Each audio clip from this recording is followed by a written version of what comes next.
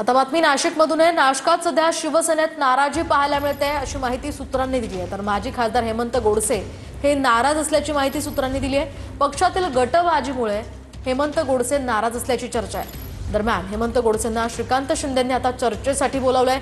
नाराज असल्याच्या श्रीकांत शिंदेंनी हेमंत गोडसेंना चर्चेसाठी बोलावल्याची माहिती आहे। नाशिक लोकसभेचे माजी खासदार हेमंत गोडसे मागच्या काही दिवसांपासून पक्षात नाराज असल्याची चर्चा आहे। या संदर्भात बोलण्यासाठी आपल्यासोबत स्वतः हेमंत गोडसे आहेत। आप्पा, लोकसभा निवडणुकीनंतर आपण अस्वस्थ असल्याची चर्चा होती, त्यामुळे पक्षात कुठेतरी नाराज आहात अशी देखील एक चर्चा जी आहे आता समोर आलेली आहे। काय आपली प्रतिक्रिया? मला असं वाटतं का आपली कुठल्याही प्रकारची नाराजगी या ठिकाणी नाही।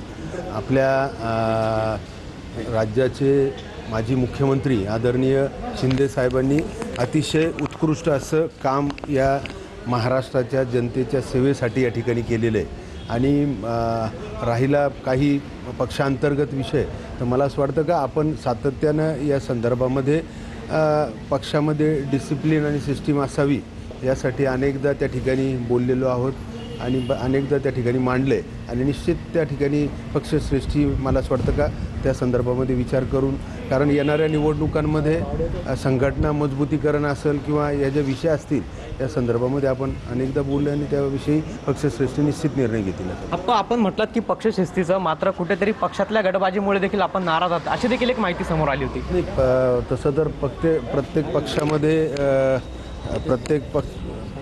प्रत्येक पक्षामध्ये आपण जसं म्हणतो का पळसाला तीनच पानं असतात, तर मला असं वाटतं का प्रत्येक पक्षात असतात, परंतु मग त्याला जास्त करून अनेकदा पक्षाची शिस्त आणि सिस्टीम्स या वर्कआउट करत असतात आणि म्हणून त्या जर चांगल्या झाल्या तर निश्चित प्रत्येक पदाधिकाऱ्याला त्या ठिकाणी न्याय मिळेल असं आपल्याला वाटतं। मात्र आपल्या नाराजीनंतर कुठेतरी आपल्याला श्रीकांत शिंदे यांनी भेटीसाठी बोलवल्याची देखील एक माहिती समोर आली, कितपत तथ्य आहे? नाही, आपल्याला आपलं सामाजिक कामासाठी आपण त्या ठिकाणी जातोय मुंबईसाठी, आणि या संदर्भामध्ये आपण मांडले पुन्हा एकदा या संदर्भामध्ये आपण चर्चा करू। काय आता आपण भाजपमध्ये प्रवेश करणार अशा पद्धतीच्या देखील बातम्या काही वृत्तपत्रातून समोर आल्या, ते यात कितपत तथ्य आहे? मला असं वाटतं का मी आपलं एकच म्हणणं आहे, मग आपला कुठल्याही अशा प्रकारचा विचार अद्याप त्या ठिकाणी झालेला नाही, परंतु एकटे शिंदेसाहेब या ठिकाणी सातत्यानं काम करत असतात आणि म्हणून खाली ज्या ज्या जिल्ह्याला जे मंत्री दिलेले आहेत त्या मंत्र्यांनी जर संघटना मजबूतीकरणासाठी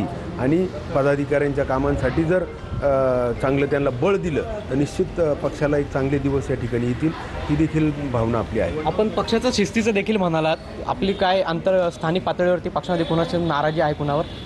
मी तेच सांगितलं का हा जिल्हा पातळीवरचा आमच्या आज नाशिक जिल्ह्यामध्ये एकमेव आमदार आहे आणि मग उरलेल्या 14 तालुक्यांमध्ये आज कुणीच नाही, आणि म्हणून या सर्व पदाधिकाऱ्यांना पक्षश्रेष्ठींनी त्यांचा विचार करून आपल्याला संघटनेला कशी ताकद देता येईल या संदर्भामध्ये सकारात्मकपणे विचार करण्याची आवश्यकता आहे। नक्कीच आप्पा, धन्यवाद। आपल्यासोबत माजी खासदार हेमंत गोडसे होते, त्यांनी आपली प्रतिक्रिया देखील या ठिकाणी व्यक्त केलेली आहे। पवन येवले, TV9 मराठी, नाशिक।